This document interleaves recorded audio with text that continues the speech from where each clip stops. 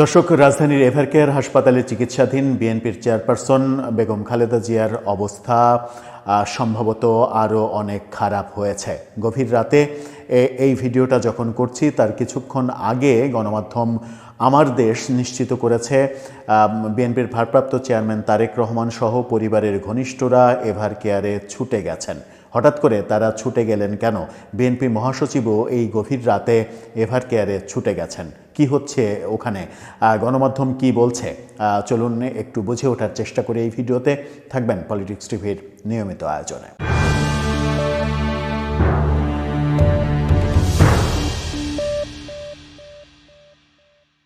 দর্শক, বলছিলাম এভারকেয়ারে চিকিৎসারত বিএনপির চেয়ারপারসন বেগম খালেদা জিয়ার স্বাস্থ্যের অবনতি হয়েছে এমন ইঙ্গিত দিচ্ছে বাংলাদেশের গণমাধ্যম দৈনিক আমার দেশ। আমার দেশ তার খবরে বলছে, রাতে হঠাৎ করে পরিবার পরিজন নিয়ে তারেক রহমান পরিবারের ঘনিষ্ঠজনরা সহ এভারকেয়ারে হাসপাতালে ছুটে গেছেন। এই ছুটে যাওয়ার অর্থ কি খুব একটা ভালো কিছু মিন করে?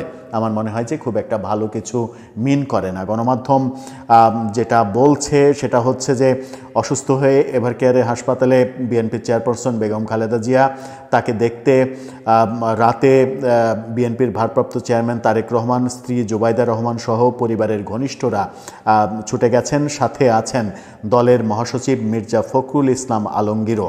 এই তথ্য নিশ্চিত করেছেন বিএনপির মিডিয়া সেলের সদস্য সাইরুল কবির খান। নানা জটিল রোগে আক্রান্ত হয়ে গত 23 নভেম্বর এভারকেয়ার হাসপাতালে খালেদা জিয়াকে ভর্তি করা হয়। এর মাঝে কয়েক দফা বিদেশে নেওয়ার চেষ্টা করা হয়েছিল।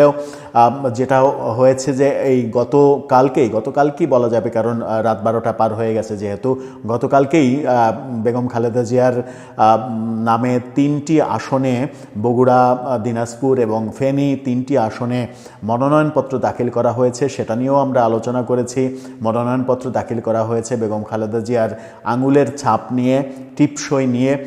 যেহেতু তিনি সিগনেচার করার মতো জ্ঞানে নেই, সেরকম পরিস্থিতিতে বেগম খালেদা জিয়া বিএনপির জাস্ট মানে একটা মানসিক শক্তির উৎস, সেই হিসেবেই তাকে নির্বাচনে প্রার্থী করা হচ্ছে। নির্বাচনে প্রার্থী হওয়ার মতো শারীরিক অ্যাবিলিটি তার নেই। হঠাৎ করে আমার দেশ গভীর রাতে যখন এই খবরটা দিচ্ছে যে এত রাতে, গভীর রাতে, রাত 1টার পরে যদি জনাব তারেক রহমান এবং তার পরিবারের ঘনিষ্ঠজনরা সাথে বিএনপির মহাসচিব মির্জা ফখরুল ইসলাম আলমগীর হাসপাতালে ছুটে যান, তাহলে বুঝতেই হবে যে বেগম খালেদা জিয়ার অবস্থা আরও খারাপ হয়েছে।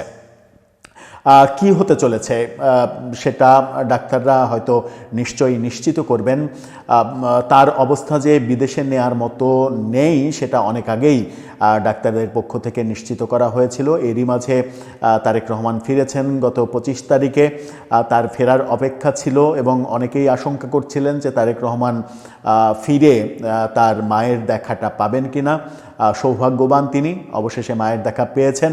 এখন মানে আল্লাহ না করুক যদি খারাপ কিছু হয়, এই ব্যাপারটা পুরো নির্বাচনে, আগামী যে নির্বাচন, পুরো নির্বাচনে এবং বিএনপির নির্বাচনে একটা বড় প্রভাব ফেলতে পারে। আমরা প্রত্যাশা করব তিনি সুস্থ থাকবেন এবং সব কিছু ঠিকঠাক থাকবে। দর্শক, এ ব্যাপারে আপনার কোনো ভাবনা থাকলে জানিয়ে লিখতে পারেন আমাদের কমেন্ট বক্সে।